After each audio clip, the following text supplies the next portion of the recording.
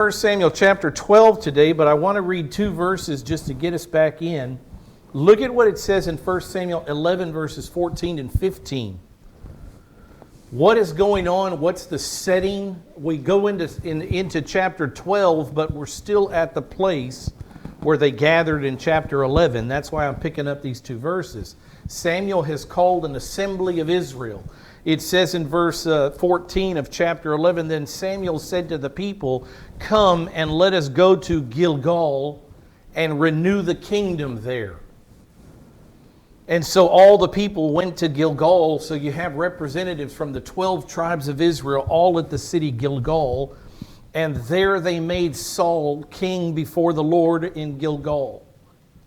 There they also offered sacrifices of peace offerings before Yahweh. And there Saul and all the men of Israel rejoiced greatly. So at this same event in this city of Gilgal, Samuel leads Israel in accepting their king. Remember, this is after a great victory. They had already said, Long live the king, but now Samuel has proven himself. They've gone into battle. God has given them a great victory in battle, and so all the people rally around King Saul. So Samuel is leading Israel in this lifting up of Saul as their king. And he's also leading them in renewing their commitment to Yahweh, to God, the provider. And we're going to see a lot of that in chapter 12. Don't focus on men. Focus on God. Don't think that Saul, it needs to be elevated higher than he is because God gave him a victory. It was God who gave him the victory. Don't lose focus here. Renew your focus on Yahweh. You've just rejected him as being your king.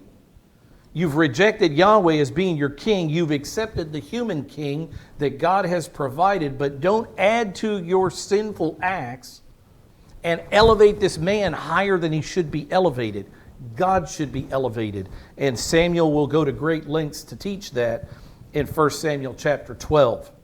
So Samuel in this chapter, as we move into it, will defend his ministry. We're going to see him at the very beginning of this chapter for several verses. He's defending his ministry to Israel, and he calls them to recommit to obeying the Mosaic law. These are the laws that Yahweh has given Israel to live by. This is what will please him in the days in which they live. Obey the law. So Samuel holds up the law as this great event, as this great document, and says, obey the law, get right with God again, renew your relationship with him. You have rejected him, but he's a gracious and merciful God. And if you'll renew your commitment to him, he will renew he's unchanging, we know, as we'll see in just a minute. But God is still there. It's you that have walked away from God and rejecting him as king. So Samuel will defend his ministry, and he'll defend Yahweh and lift Yahweh up as the provider, the one who's done so much for Israel. Recognize what Yahweh has done and recognize what you, Israel, have done in rejecting him. And get straight. Get straight. Recommit to the law. So this chapter speaks of Israel's future relationship with Yahweh. I mean, the day before, or a time before, Yahweh was their king. And when he needed to raise up a judge, he would raise up a judge. When Israel would cry to him in oppression, God would raise up a judge, but God always remained their king.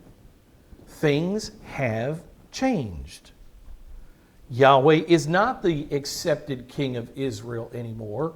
Now Saul is. This human being has replaced Yahweh as king. So what does the relationship look like? How is God and Israel going to relate after they have rejected him as being king? We start to see that in this chapter. This is a very important theological chapter. So these chapters, I'll tell you, there's two others. There's three in the books of Samuel, 1st and 2nd Samuel, that are major theological chapters because they show a change in Israeli leadership. The first one is 1 Samuel chapter 7. The second one is this chapter, 1 Samuel chapter 12, and the next one is 2 Samuel chapter 7. These are the major theological, major Israeli leadership shifts in the book of 1st and 2nd Samuel. So Yahweh will still use a prophet to speak to Israel about the stages of their lives, the stages of the crisis that Israel is in. God will still speak through the prophets, but these kings are going to lead the way now, these humans. So 1 Samuel 7, I just mentioned the theological importance of it. Let me just give you a couple of thoughts here. In 1 Samuel chapter 7, that was an important theological chapter because Samuel was elevated as judge in Israel, a leadership change. Yahweh was still the king, but Samuel was elevated to the position of judge, and Samuel also told the people what they needed to do in order to secure Yahweh's blessings. He was not only the judge, he was the prophet of Israel. It's the greatest thing about 1 Samuel chapter 7 is that not only was a judge selected, but this judge was a prophet, and the prophet Samuel is the first great prophet of Israel. That God would speak through a man, thus says Yahweh, thus says the Lord. Samuel started that pattern in 1 Samuel chapter 7. So he speaks of returning to the Lord in covenant obedience. In 1 Samuel 7, we see Yahweh thunder from heaven, an earthquake and this thunder from heaven, and he destroyed the Philistine army. We see Samuel, or God through this event, lift Samuel up as his judge and his prophet. In this chapter, 1 Samuel chapter 12, this is theologically significant and a leadership shift because Samuel gives up his judgeship so that Saul can be the political leader as king. Samuel was the political leader as the judge. But in 1 Samuel chapter 12, we see Samuel lay down his office as judge and elevate Saul as the political leader of Israel as their king. That's a leadership shift, a major leadership shift. This chapter formally ends the period of the judges. All the days back to Gideon, Samson, Deborah, Jephthah, all of the judges of Israel that you read about in the book of Judges, I've told you over and over, Samuel is the last judge. And 1 Samuel chapter 12 formally ends the period of the judges as Samuel relinquishes his authority as judge and hands that political authority to Saul. That's a major theological event. Samuel will remain God's prophet, which is the biggest part of the reason he is defending his ministry and his actions in 1 Samuel chapter 12. I'm laying down my authority as judge, but I will remain God's mouthpiece in Israel. So you judge me now and see that I am worthy to remain God's mouthpiece, God's prophet in Israel. One more, I mentioned 2 Samuel 7. Does anybody know off the top of your head why 2 Samuel 7 is a leadership shift that's important in Israel? Why is it a theologically rich book or chapter? 2 Samuel chapter 7 is where we get the Davidic covenant. In 2 Samuel chapter 7, this is the great chapter where God says to David, your throne is eternal. That's a leadership shift. David didn't know that before God told him. Your throne, the throne of Israel, the throne of David, not of Saul, but the throne of the tribe of Judah, the tribe of David, will have an eternal king sit on it one day. What's the king's name? Jesus of Nazareth. In 2 Samuel chapter 7, Israel gets and the world gets the promise that one day Israel will have a king whose dominion lasts forever. And that is King Jesus. So in 1 Samuel chapter 12, let's look at it. Verse 1, then Samuel said. So he's going to begin this defense of his ministry Again, remember, he's laying down his judgeship. He's retaining the role as God's mouthpiece, the prophet of Israel. Samuel said to all Israel, "Behold, I have listened to your voice." Your voice. This was your idea, Israel, not mine, not Yahweh's. I have listened to your voice in all that you said to me, and because of that, I have appointed a king over you. In verse 2, the idea in verse 1 is there's a human king in Israel, but it's not my fault. This wasn't my doing. This wasn't my decision. This wasn't my desire. I listened to your voice. There's consequences for this. Verse 2, to Israel, not to Samuel. Verse 2, he says, "Now here is the king, Saul. Here is the king walking before you, but I am old and gray, and behold, my sons are with you. And I have walked before you from my youth even to this day."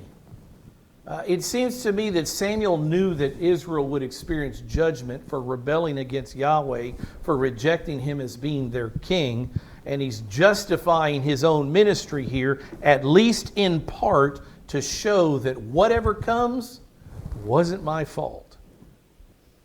I didn't do this to you. I was your political leader appointed by God himself. I reigned as the judge of Israel, but what is coming was not my fault. And he offers his ministry for them to check. You tell me, and he'll say this in the next verse, you tell me when I've ever wronged you. So he wanted the Jewish people to recognize that there was no reason to quit following him as their judge and Yahweh as their king. The decisions they made were wrong. They did not need a human king. Yahweh was doing a great and perfect job being their king, and Samuel was doing a great and almost perfect job of being their judge. There was no reason for them to rebel. So he's asking his countrymen here to evaluate his work before the Lord and his service to the people of Israel. In verse 3, he says, "Here I am. Bear witness against me before Yahweh and his anointed." His anointed is the king, Saul. And here are his questions for his fellow countrymen. "Whose ox have I taken? Or whose donkey have I taken? Or whom have I defrauded? As your judge, was there a reason that you turned against me? Is there a reason that you demanded a human king and turned against Yahweh?" The answer to all those questions is no. Whose ox have I taken? Whose donkey have I taken? Whom have I defrauded? Whom have I oppressed or torn? Or from whose hand have I taken a bribe to blind the eyes with it? I'll restore it to you. If anyone among you can tell me where I have done you wrong and how I've done you wrong, today is repayment day. I'll pay it all back. So again, he's asking his countrymen to evaluate his ministry and his life before them. He's been a faithful steward of the power and authority Yahweh gave him. And he's addressing Israel and saying, if that's not true, you tell me and I'll make it right. But you know that it's true. And you know you had no reason to reject Yahweh as king and me as being your judge. Reminds me of the words of Nehemiah. You go all the way to the end of the Jewish history in the Old Testament and you reach the book of Nehemiah. Israel has been kicked out of the land. They've been in Babylon for 70 years. Ezra brings back some people to rebuild the temple. Nehemiah brings back people after Babylon to rebuild the walls of Jerusalem, to politically restore Jerusalem. And Nehemiah has certain words for God. Here Samuel is saying, this isn't my fault. I've been pure before the Lord. I've done the best I can do with what He has given me. I have been a faithful steward. And in the book of Nehemiah, just because this goes on again in Nehemiah, look at the words of Nehemiah telling the Lord the same thing. Lord, don't hold what your people are doing against me. I've been a faithful steward to you. He says, remember me in Nehemiah chapter 5, verse 19. Remember me, O my God, for good, according to all that I have done for this people. You can hear Samuel saying the exact same thing. Without using these exact words, the sentiment is the same. I've been a good and faithful servant. Nehemiah doesn't say it once. He says it again in chapter 13, verse 14. He says, remember me for this, O my God, and do not blot out my loyal deeds, which I've performed for the house of my God and its services. Not only have I performed and done everything I could for the people of God, but I've also done the same for the house of my God, the temple, and its services, the Levitical priesthood. He's a man of God, pleading with God to remember him for the things he's done in this life. Don't let the sins of Israel be my fault. I have done right. One more time later in that verse, or in that same chapter, in verse 22, Nehemiah says, for this also remember me, O my God, and have compassion on me according to the greatness of your loving kindness. We're going to see some of those words that Samuel uses for God in just a minute. Compassion, loving kindness. Samuel has much the same heart as Nehemiah did. I didn't mess this up. You, sons of Israel, you chose to have a king over you. You're the ones that put yourselves in this predicament, not me. I'm offering myself. You can judge me. Judge me openly. Judge me publicly. What have I done to defraud, to steal, to take a bribe? What have I done? And here's the evaluation in verse 4. Look what they say. You have not. You've not defrauded us. You've not oppressed us. You've not taken anything from any man's hand. As if to cement Samuel's reasoning, then, if that's true, and we all know it is, you had no reason to reject me as your judge and reject Yahweh as your king and demand a human king. Yet here we are. It's a beautiful stroke of brilliance, this conversation he's having with Israel. He responds to them in verse 5, Yahweh the Lord is witness against you, and his anointed Saul is witness this day that you have found nothing in my hand. I didn't do anything wrong. And they said, he is witness. So we are in agreement. Samuel and the people are in agreement with their evaluation of his ministry. Blameless. You've done a great job. So before we move on, I just want to remind you that Samuel was a great judge, but his sons were not. Samuel was all these things, a wonderful judge. There was nothing, they didn't find anything wrong with him, no defraud, no oppression. He didn't take anything from them. His sons were not so. They were part of the reason that Israel demanded a king. Look what it says in 1 Samuel 8. We've been here. I just want to remind you of these verses. This is about Samuel, not about his sons. But his sons weren't great. Look what it says in 1 Samuel 8. It came about when Samuel was old that he appointed his sons judges over Israel. He should not have done that. Nobody gave him the authority to do that. He was the last judge of Israel. The name of the firstborn was Yoel, which means Yahweh is my God. And the name of his second, Abiyah. Yahweh is my Father, my heavenly Father. He named his sons great names. And the sons were judging in Beersheba. His sons, however, and here it says, did not walk in Samuel's ways. His sons turned aside after dishonest gain. They took bribes, exactly what Samuel just says he did not do, and they perverted justice. A great father can have not great sons. We talked about this when we were here. Samuel was a great man who had sons who made their own choice not to walk in the ways of their father, to their detriment. But they made that choice. And so we're speaking of Samuel here. And what we know about Samuel, according to even the evaluation of his countrymen, he was a good judge, he was a good priest, he was a good prophet. He was a fair man, he never took bribes, he never perverted justice, he never went for dishonest gain, sordid gain. He did everything the Lord told him to do, and now he is laying down his job as judge here. Before he lays down his job as judge and hands it over to Saul to reign as the king, he just wants to get this straight. I was a good judge to you, I've been a good priest, and I'm a good prophet to you.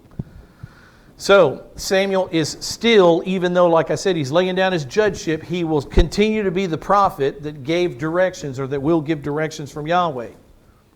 It's very interesting when we think politically, we think that there's one strongest man in our country, and who is that? It's the President of the United States. He's got his finger on the button. He's got the phone to Russia. You know, he's got all the credibility. He's got the keys to the nuclear arsenal. He is the most powerful man on the planet. In the days of Israel, you had a political king who had great authority, but you had a priest that if the priest didn't speak it first, the king didn't do it. You had a priesthood that anointed the king, that made him the king, and you had a priesthood that would wait on a word from the Lord, and they'll then tell the king, you can jump. But until I tell you to jump, no jumping. In the days of Israel, the priest was supreme still. The spiritual leader was the most authoritative person in Israel. And we're about to see that in the next chapter of Samuel, when of the next chapter of the book of Samuel, when Saul jumps ahead of Samuel the priest, gets ahead of the priest, and uses his authority as king to do something he doesn't have the authority to do. Samuel, as priest, leads the way still. So it's interesting here, and it's of great value that he's maintaining his credibility towards Israel, because even though I'm stepping down as your political leader, let's make no mistake about it, I'm still the leader of this country. I am the spiritual leader of this country, and your king can't act unless Yahweh tells me that your king can act. Very interesting setup in Israel. The king had to go to the priest for permissions. I mean, the king went to the priest to find out what saith the Lord. Is he going to give us victory in battle today? Should we fight today? What tribe should go in first in battle? And they always went to the priest to try to find out not always, but they were supposed to go to the priest, who would pray to Yahweh, who would receive word from Yahweh and tell the kings what to do. We'll see that as this story unfolds. So Samuel, still maintaining a tremendous amount of authority, even though he's not going to be the judge, needs to make sure that Israel understands this. And in verse 6, Samuel starts to give a little bit of a history lesson. How did we get to this point? You've just agreed that I was a good judge. I never stole, never perverted justice, never took a bribe, etc. Then how is it, Israel, that we stand here today and you've rejected me as judge, rejected Yahweh as king, and Saul is your human king? How did we get here? And so he tells them. Brilliant bit of writing. Verse 6, Samuel said to the people, it is the Lord Yahweh who appointed Moses and Aaron. Who is it that's in charge? That's Yahweh. And when he needs to appoint leadership in Israel, he does it. He provides leadership in Israel. It's Yahweh who appointed Moses and Aaron and who brought your fathers up from the land of Egypt. He's highlighting all the things God, Yahweh, has done for them. How is it that you've rejected him? How is it that we're standing here in Gilgal today, all 12 tribes assembled with a human king? Yahweh is the rightful king over all things, and he alone chooses human leaders. And he chose to allow Saul to be king. He had chose to allow Saul to have the victory in the battle that he just had the victory in. But let's make no mistake, your focus needs to be on Yahweh, on God, not on any human. We are so bad about that. We're still so bad about that. So easy for Christians to overly elevate someone that they think, oh, he's such a great pastor, he's such a great Bible teacher, he's such a great leader. And we destroy people by elevating them into a position they don't have any right to be in. I've seen it. I've seen churches elevate their pastor, put their pastors on a pedestal that their pastors didn't have the courage and strength to say, do not do that. You worship God only. But I've seen it, and I know you've seen it. Some of you at least have seen pastors elevated to a position they had no right to be in, and it not only destroyed the pastor, it destroyed the church, destroyed the congregation. That doesn't mean they're no longer churches, but they sure have been, their influence sure has been diminished. I have a pastor friend, I've told you this before, Bruce Bumgartner is his name. He pastors Pine Valley Bible Church in Houston. And he's got a sign in his office, which would be on the inside wall there. The last thing he sees when he goes into his church, it's a sign of Isaiah chapter 42, verse 8. I am the Lord, and I will share my glory with no one. No one, Bruce. No one, Rick. No one, Saul. I will not share my glory with any human being. And so let that be a reminder to all of us. We are all very susceptible to this. To worship humanity, to follow somebody so closely that we lose sight of the fact that God is the giver of every good gift. God is the provider. Don't be guilty of what Israel is guilty of here. Long live the King. No, long live Yahweh and His wonderful grace and mercy to mankind should have been the cry. And that's what Samuel says here. It's Yahweh. Yahweh appointed Moses and Aaron. Yahweh allowed them to bring your fathers up from the land of Egypt. He says in verse 7, so now take your stand that I may plead with you before Yahweh concerning all the righteous acts that Yahweh has done for you and your fathers. How is it that we are standing here today in rejection of Yahweh in the demand of a human king? Let me tell you who this God is and who He has historically been for you people, the chosen people of God, Israel. So in verse 8, he says, when Jacob came into Egypt, remember that story? When did Jacob come into Egypt? What does that bring to mind? This isn't Joseph, there's a hint. This is Joseph's father, Jacob. When did Jacob come into Egypt? What was the circumstance that old man Jacob was taken into Egypt? You remember that? Drought and famine. Drought and famine in the land of Canaan. Joseph, the Pharaoh had the dream of the 7 good years and then the 7 lean years. The Pharaoh elevates Joseph to top shelf, number 2 in Egypt. Joseph stores all the grain. Finally, it's Jacob, the old man, that sends his sons down to Egypt to try to buy some grain. And who is it that they find? They find their little brother Joseph, the one who they had sold into slavery a few years earlier. He had grown enough and matured enough that they didn't recognize him, but they went to Joseph. And the end of the story is, by the end of it, once Joseph reveals to them who he is, that he says, is my father living and my brother Benjamin? And he asks them to bring Benjamin back. They bring Benjamin back. And then once it's all resolved, they hatch this scheme because they're terrified if Jacob dies, then Joseph is going to punish us for what we did to him. And this is the great line when Joseph says, you meant it for evil, but God meant it for good. He invites his father Jacob to come into Israel and come into Egypt. And that's what he's talking about here. How does God preserve things?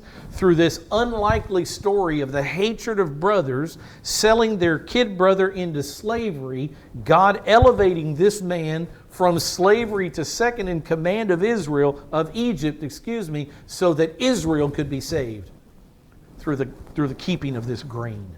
What a story God can tell. What does He do for Israel? Everything.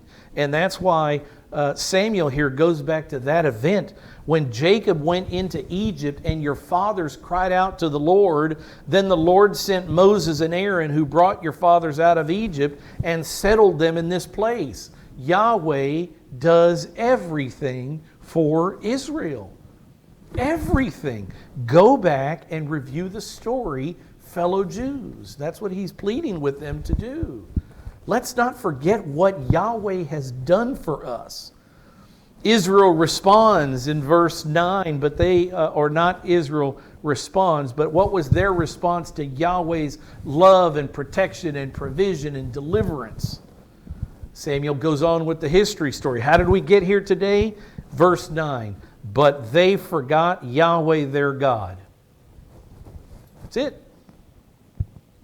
After all he had done for them, they forget it. They don't have it as the focus, the apple of their eye. They're not focusing on Yahweh and His provision. It says, but they forgot Yahweh their God, so He sold them into the hand of Sisera,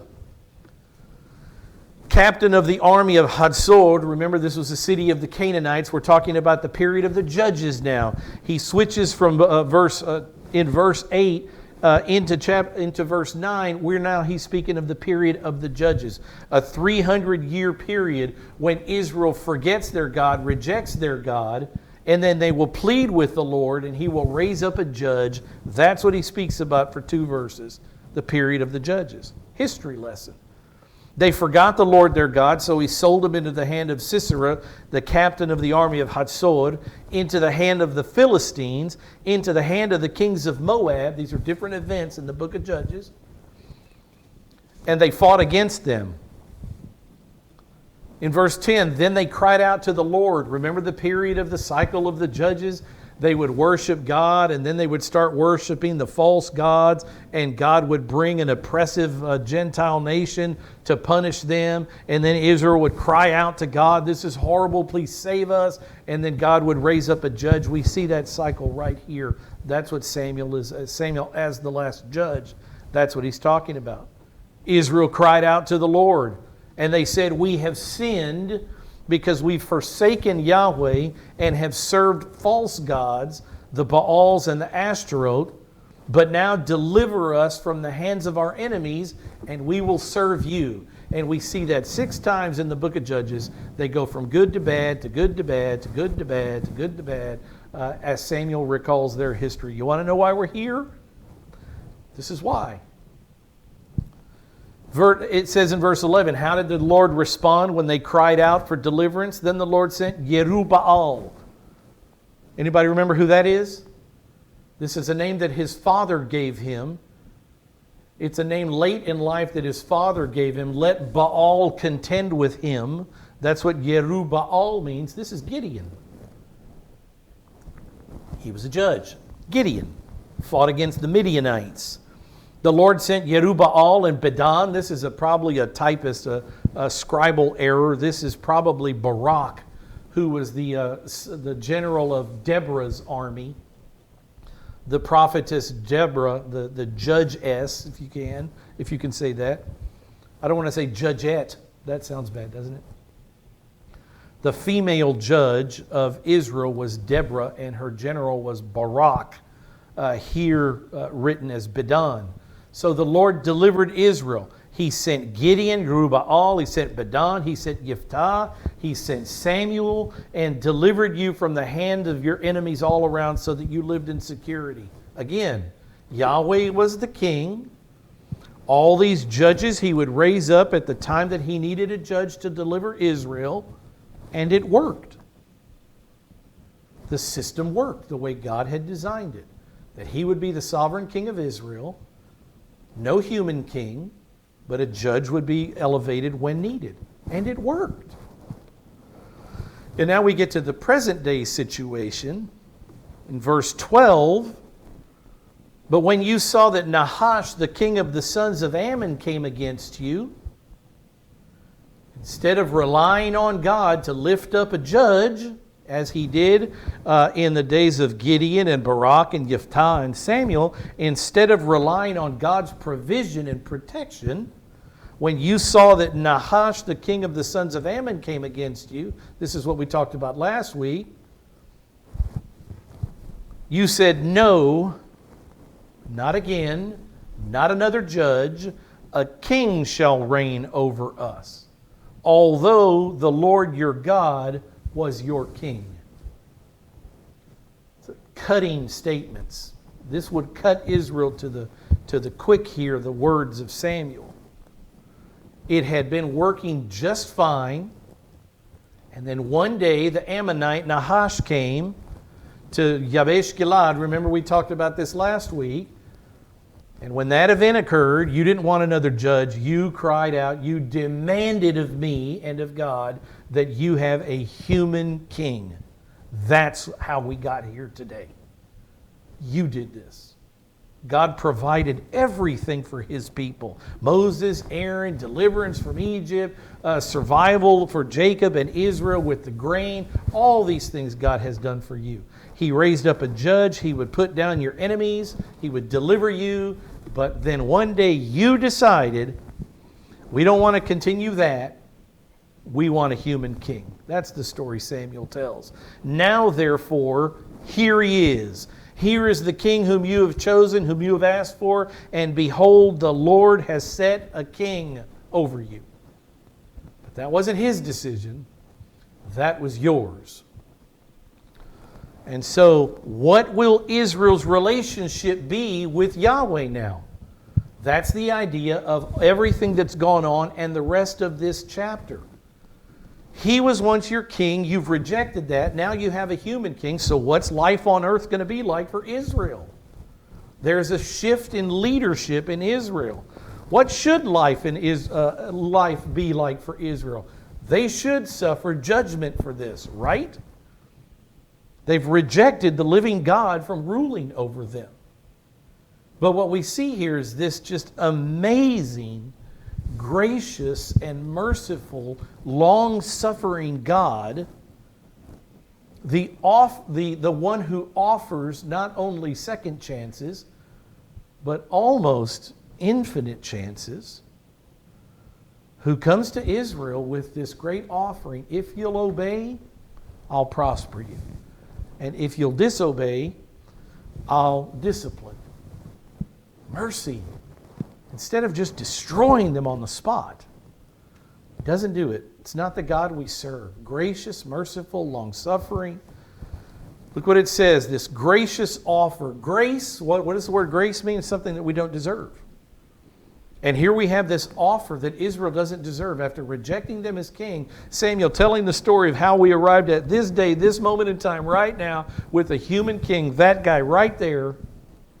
What's God's response to it? If you will fear Yahweh and serve Him and listen to His voice and not rebel against the command of the Lord, this is all Mosaic law, the commands of the Lord, then both you and also the king who reigns over you will follow the Lord your God. Yahweh will continue to lead as you continue to understand that He is your authority.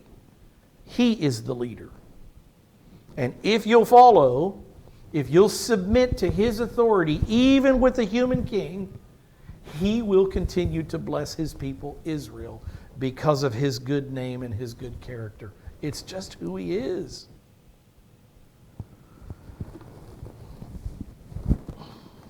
If you'll fear Yahweh and serve Him and listen to His voice.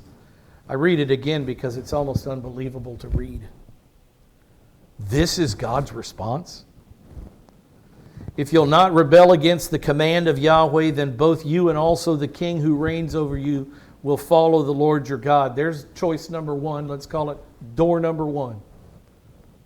They have another choice. If you will not listen to the voice of the Lord, not submit to His authority, not reorient to reality that God has provided and protected Israel. If you'll not listen to the voice of the Lord, but rebel against the command of the Lord, then the hand of the Lord will be against you as it was against your fathers. You want life the hard way?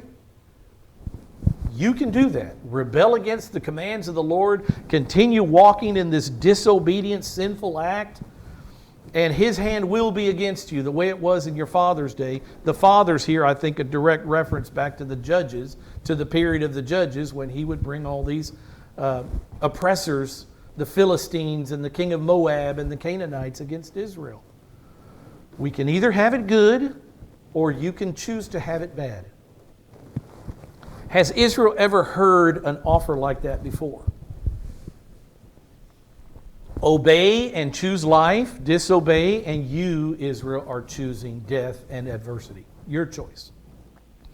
So the current situation here is that Israel has just rejected Yahweh as being their king, demanded a human king, so punishment would ensue. There's going to be a consequence, and Israel has a choice to make. Obey the Lord, serve Him, listen to Him, stop rebelling against Him, reorient to proper authority that Yahweh is the provider and the sovereign one of the universe, the King of Israel. Understand that, or continue not listening and rebel against Him and let the hand of God be against you. Israel has a choice. Reminds me of this choice, my favorite Old Testament character, the man Moses. 300 years earlier, Moses made a very similar statement to Israel. If you'll obey, good. If you'll disobey, bad. It's not the first time Israel has heard this. I wonder if when they were hearing this out of Samuel's mouth, if they were remembering Father Moses, because he offered the same choice to Israel in slightly different language, but very much the same. Look what it says in Deuteronomy chapter 30, verse 15 and 16. Moses says to his fellow countrymen, "See, I have set before you today, as if to set two glasses. Drink the refreshing, cool water of life, or drink the poison." Your choice. It's your call. And he sets before them today life and prosperity. Who wants that? And death and adversity. Who would choose that? And we see the stubbornness of Israel, because as we continue going through the Old Testament, we will see that over and over and over and over, Israel reaches for the cup of poison. I've set before you today life and prosperity and death and adversity. In that I command you today to love the Lord your God. Here's the one side, obey. Love the Lord your God, to walk in His ways, to keep His commandments and His statutes and His judgments. And what's going to be what are you going to get from that? Life. Abundant life on earth. We're not talking about eternal life here. He's speaking to a saved people. He's speaking of abundant living life, blessings in time. He says, if you will obey and keep His commandments, the response will be that you may live and multiply, and that Yahweh your God may bless you in the land where you are entering to possess it. Don't you want that? Wouldn't Israel want that? Look what he says in the very next verse. But, because God doesn't make us do anything. He's a perfect gentleman. He offers the choice. He tells us what the circumstance will be. He tells us what behind door number 1 and behind door number 2. We don't have to guess. He tells us. And He told Israel on this day, but if your heart turns away and you will not obey, but are drawn away and worship other gods and serve them, I declare to you today that you shall surely perish. Sounds like a promise, doesn't it? You will not prolong your days in the land where you are crossing the Jordan to enter and possess it. You will not prolong your days in the land. When Israel was in the land, it was blessing. When Israel was disobedient, they would be kicked out of the land. Here's the promise. If you turn away, if you worship other gods, false gods, then you will be evicted from the land. And that's exactly what happens in 586 BC when Israel is finally kicked out of Judah and Jerusalem. And Jerusalem and the temple are destroyed. They choose door number 2. And this is what happens to them. So we move on. I only have a couple minutes left. The idea here, I can hear Samuel crying out, Moses crying out the same things, obey Yahweh in this new situation. Yes, you've rejected him as being king, but we serve a God of second chances, a merciful God who's offering you today to live prosperously and abundantly with your human king.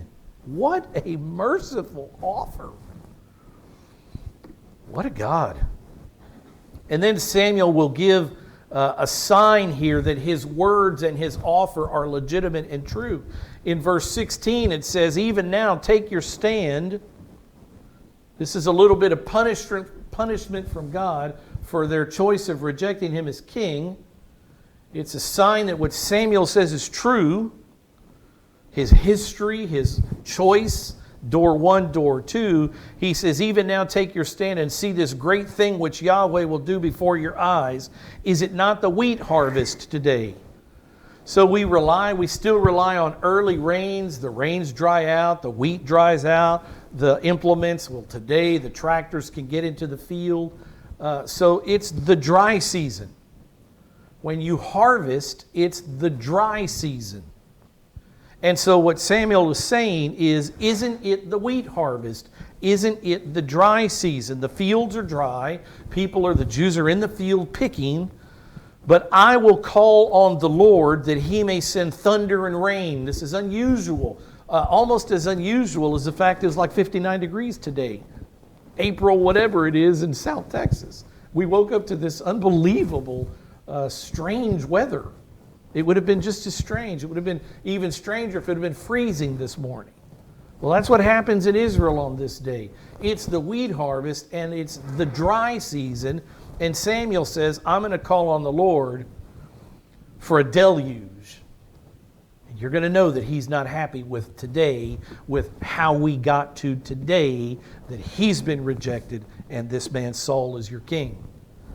I'll call to the Lord that he may send thunder and rain, and then you will know and see that your wickedness is great, which you have done in the sight of the Lord by asking for yourselves a king. God is great, wonderful, provider, protector, deliverer. You've rejected that, and you're about to see the fury of the Lord.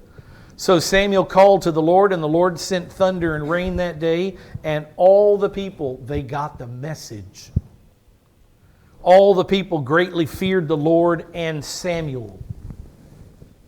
They got the message. They understood that what Samuel offered in their history and their wickedness, their father's wickedness, the fact that they had rejected now and rejected Yahweh and have this king, the storm comes in the dry season. They realize, okay, we have to make this choice. Door 1 or door 2. Everything this man has said was from God. And he just verified it by this storm during the dry season. What are we going to choose? What's the king going to choose? Saul. Next chapter we're going to find out he doesn't choose well. I'm telling you, 1 Samuel chapter 11 is the high point in Saul's career. After that it goes down fast. He just doesn't get it.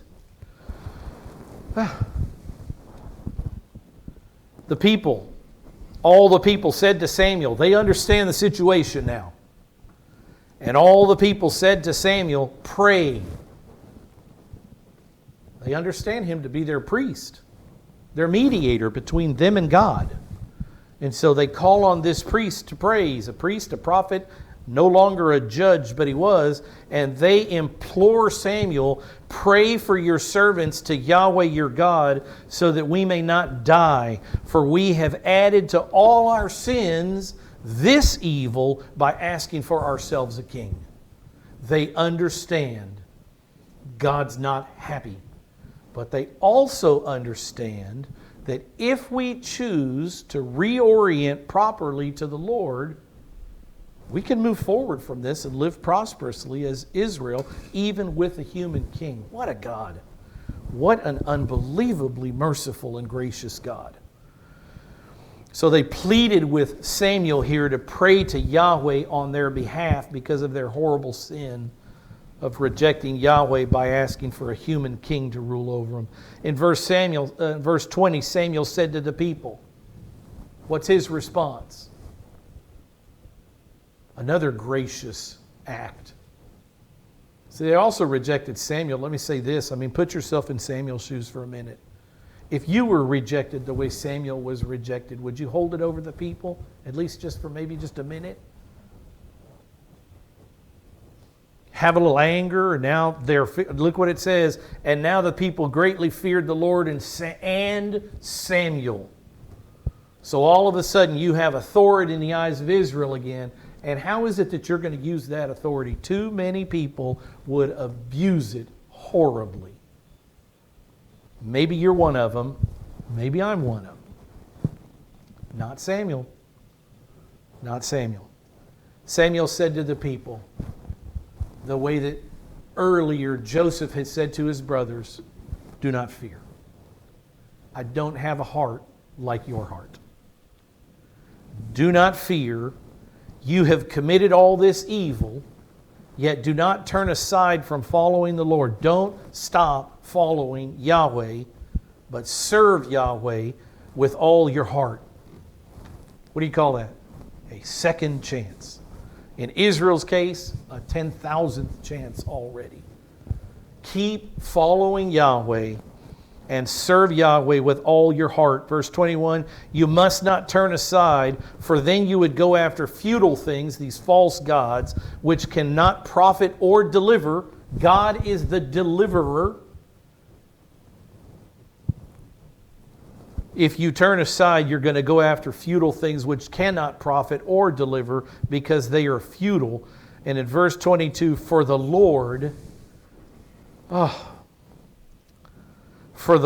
God will not abandon His people on account of His great name.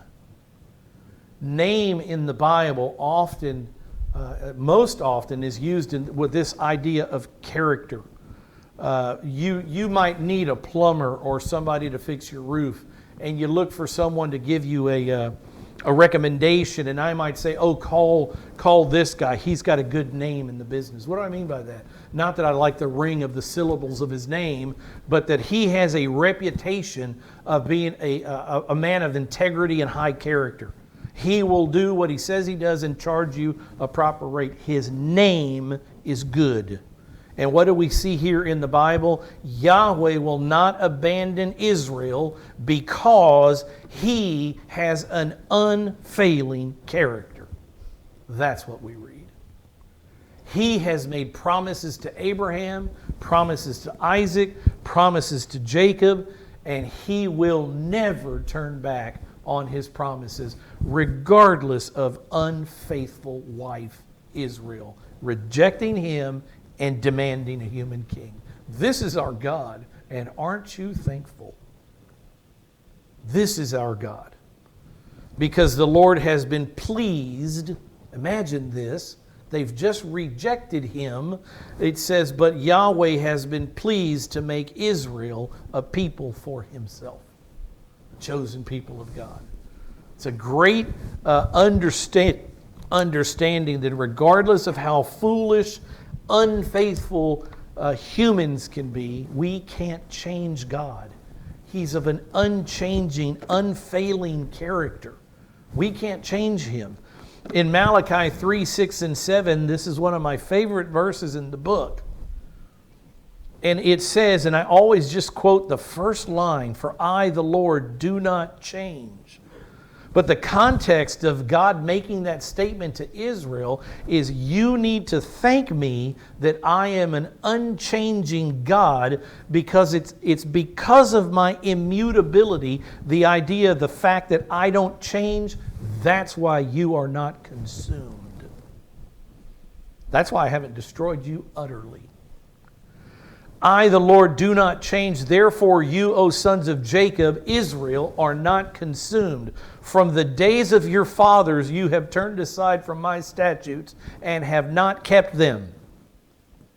This is the last writing in the Old Testament. This is God's assessment of Israel right before the 400 years of silence waiting for Messiah to come. This is the end of it. What's the condition of Israel then?